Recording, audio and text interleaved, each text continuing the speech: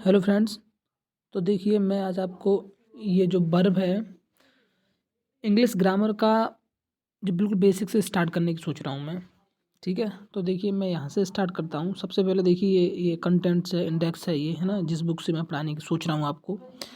ये उस बुक का है ना, उस बुक का इंडेक्स है जिससे मैं पढ़ाने की सोच रहा हूँ। तो देखिए इसमें कुछ इस तरीके से दिया गया है।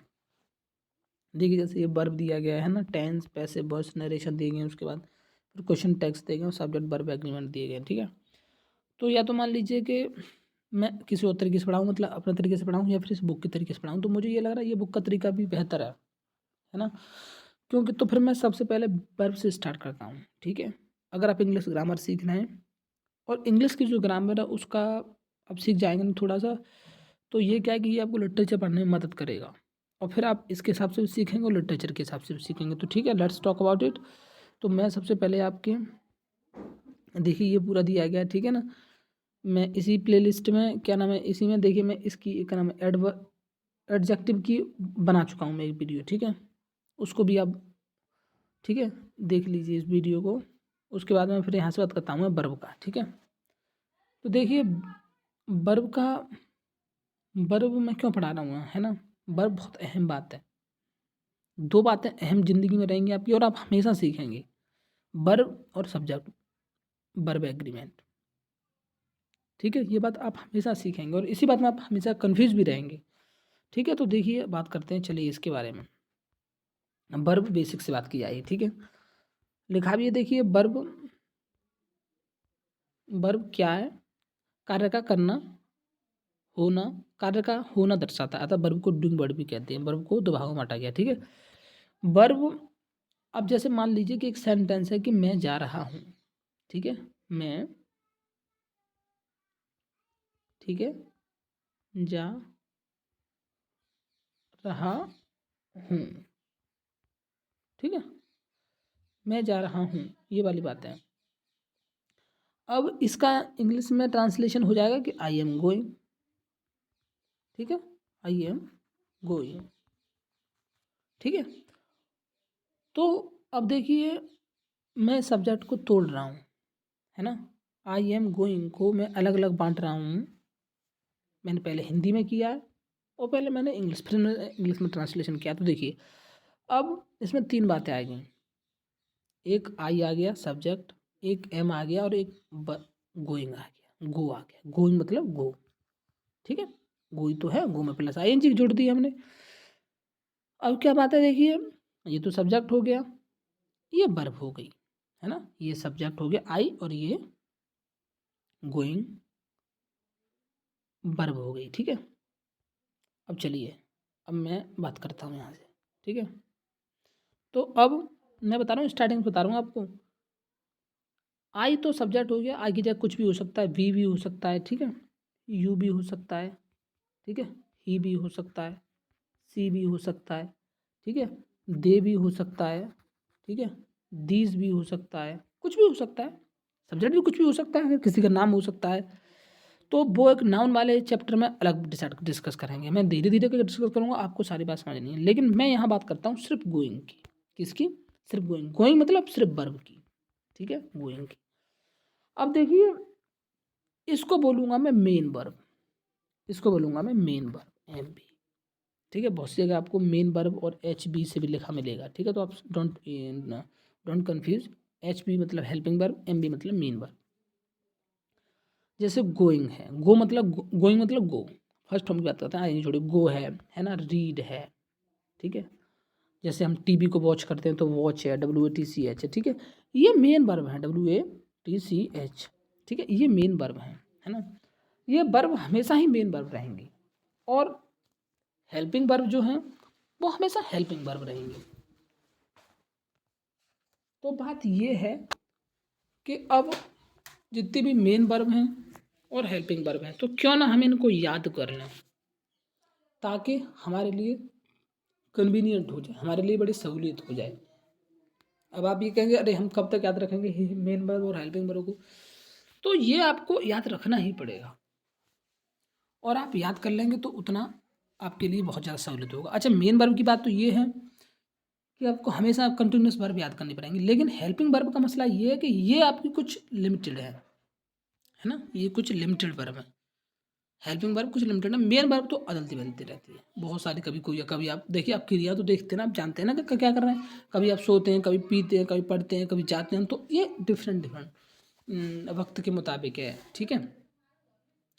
अब वर्ब हो गई, वर्ब किसके अकॉर्डिंग काम करती है? हमेशा सब्जेक्ट के अकॉर्डिंग काम करेगी। सब्जेक्ट सिंगुलर है, प्लूरल है, क्या है, उसके अकॉर्डिंग काम करेगी। फर्स्ट पर्सन है, सेकंड पर्सन है, थर्ड पर्सन है, ये अलग अलग बात रहेगी, ठीक है। तो अब मैंने आपको वर्ब के बारे में बताया है। वर्ब वो शब्द है जिससे किसी क्रिया का होना करना दर्शाया जाता है वाक्य में, वही वर्ब कहलाती है। वर्ब को हमने अपनी कन्वीनियंट के लिए, अपनी सहूलियत के लिए हमने वर्ब को दो भागों में बांटा है, एक हेल्पिंग वर्ब और एक मेन वर्ब, ठीक है। जैसे देखिए लिखा है हेल्पिंग वर्ब और मेन वर्ब, वर्ब के दो भागों में उसने ठीक से किया है, ठीक है।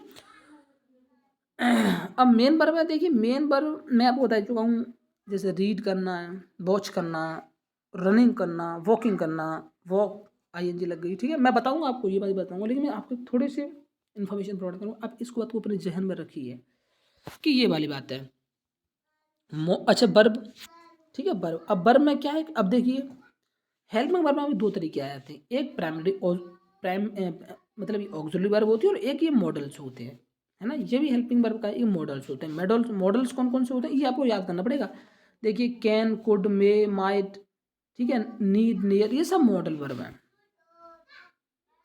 प्राइमरी वर्ब में क्या है, आपने सुना होगा इज, आर, एम, ठीक है, इज, आर, एम, ठीक है, या फिर डू, डज, ठीक है, हैज, हैव, ये सब ऑक्सिलरी वर्ब आई,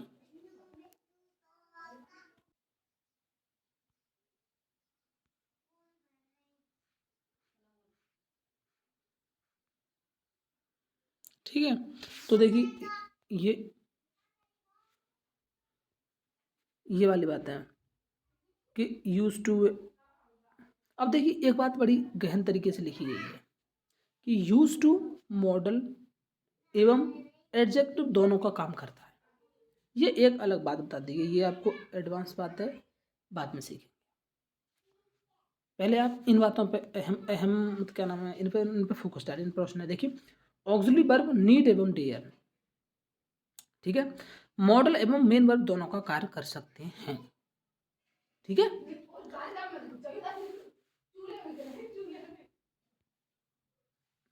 ठीक है, अब मैंने आपको मेन वर्ब के बारे में बताया कि वो होता है। अब मैंने हेल्पिंग वर्ब के बारे में, अब हेल्पिंग वर्ब का क्या मसला है कि ये इनको भी, क्योंकि आप जानते हैं ना क्लासिफिकेशन हर जगह हो जाता है, कैटेगराइजेशन हर जगह हो जाता है, लोग खुद ब खुद बढ़ जाते हैं, लोगों को बांटने की ज़रूरत नहीं है। अंग्रेज़ों ने ये क्या नाम है प्रिंसिपल अपनाया कि चलो डिवाइड एंड रूल का राज कीजिए यहाँ हिंदुस्तान में। लोग तो खुद ब खुद बटे हुए हैं, कोई किसी के अपना चल रहा है, कोई कहीं चल रहा है, ठीक है। तो देखिए ये ऑक्सिलरी वर्ब, अब मॉडल ऑक्सिलरी वर्ब जैसे can, could, may, might, shall, will, would, ठीक है, शुड, ये सब मस्ट और टू, ये सब ऑक्सिलरी मतलब हेल्पिंग वर्ब हैं। आप ऑक्सिलरी मत चक्कर पड़िए, आप सिर्फ हेल्पिंग वर्ब देखिए आप कि ये हेल्पिंग वर्ब है। जैसे देखिए, अब देखिए ये क्या नाम, एक ये मिसाल देखिए आप, सी कैन रन फास्ट, वो तेज़ दौड़ सकती है। यू शुड स्टडी इंग्लिश, आपको इंग्लिश पढ़नी चाहिए, आपको अंग्रेजी पढ़नी चाहिए, ठीक है। तो देखिए मेन वर्ब क्या है, रन करना, यहाँ रनिंग, और यहाँ क्या है, पढ़ना, स्टडी। लेकिन हेल्पिंग वर्ब में क्या आ रही है, कैन आ रही है, शुड आ रही है, मतलब ये सब हेल्पिंग ही वर्ब हैं। ये सब अब इनको हेल्पिंग वर्ब, ऑक्सिलरी मत कंफ्यूज होइए अगर आप कंफ्यूज हो भी रहे हैं तो, ठीक है। अब हालांकि ये तो है ही आपको कि अब देखिए वो अपना तरीके से चल रहा है कि मार्जिनल ऑक्सिलरी वर्ब क्या होता है और मॉडल ऑक्सिलरी वर्ब क्या होता है। वो कुछ नहीं होता है आपके लिए, सब कुछ होता है आपके लिए, बस हेल्पिंग वर्ब का ही एक अहम हिस्सा है ये, ठीक है।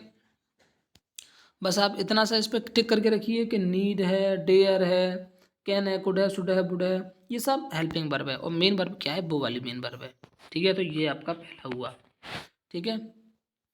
फिर इन्होंने बताया है, फिर इन्होंने अपनी बात कही है कि नीड कहाँ लगेगा, और देखिए नीड ये ऊपर और टू वाला बताया, देखिए ये वाला है ना। उसने जो बताया था कि ऑब्जेक्टिव का भी काम कर सकता है।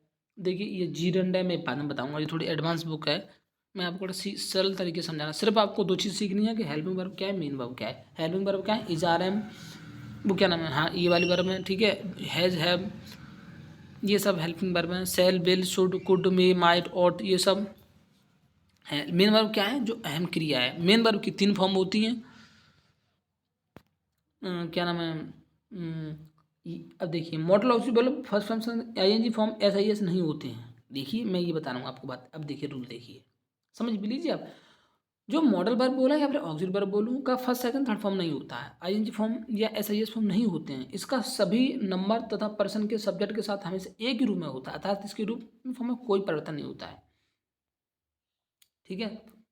You should understand your friends, ठीक है। अब देखिए you should understand your friends, आपको समझना चाहिए अपने अपने दोस्त को, ठीक है।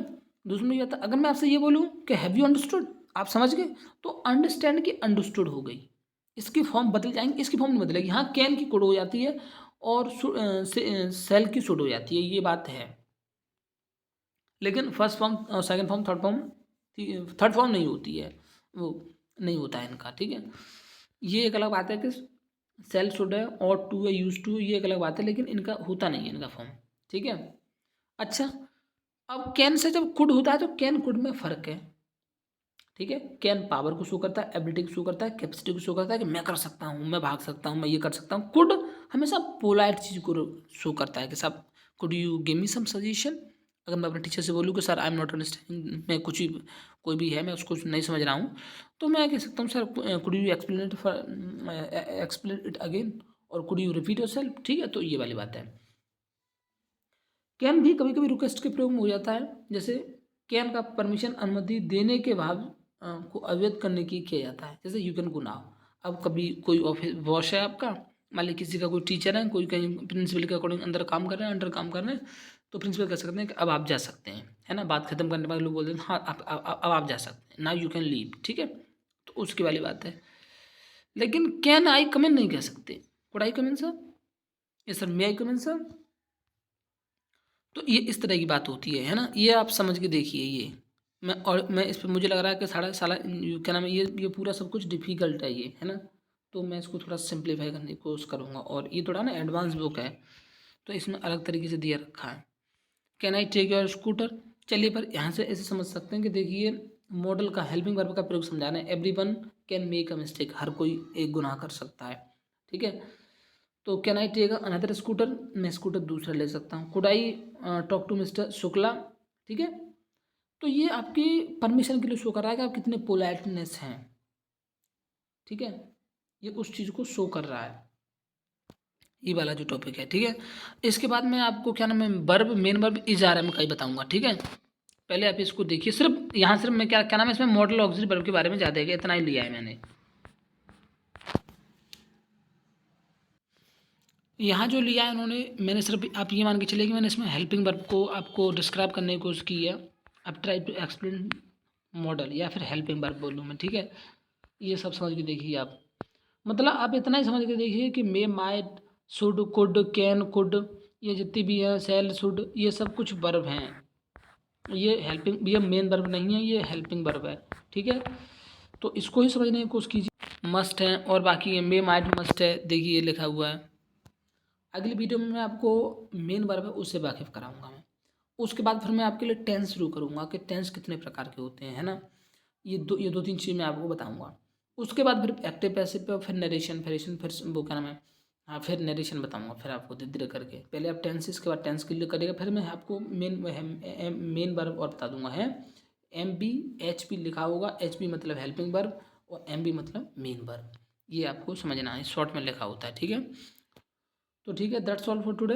Thank you for watching this video. अगर आपको कुछ समझ नहीं आई तो मुझे कमेंट कीजिए and let me know and try to explain it further. मेरी कोशिश ये है कि आपको सब कुछ समझ में आना चाहिए जो मैं बताऊं, और ये कोई छोटी बात नहीं बताई है मैंने, इतनी बातें जो आपको बताई ना, इनको समझने में आपको बहुत वक्त लगेगा, क्योंकि ये है ना। और देखिए हो सकता है मैं आपको प्रैक्टिस शीट भी दूँ, फिर मैं प्रैक्टिस शीट भी दूंगा आपको। देखिए कि किस यहाँ से आप देख सकते हैं, है ना। इस किताब में प्रयुक्त एब्रेविएशन, तो ये वो बताया गया कि इस किताब में किस तरीके से मतलब दिया गया कि कहते हैं ना शॉर्ट फॉर्म फुल फॉर्म, तो किस तरीके से दिया गया, तो इस तरीके से आप इनको आंसर पढ़ लीजिए कि इस किताब में दिया गया है, और बहुत सी किताबों में होता है ये। तो ओके जी, that's all for today, thank you for watching this video, if you like then hit the like button.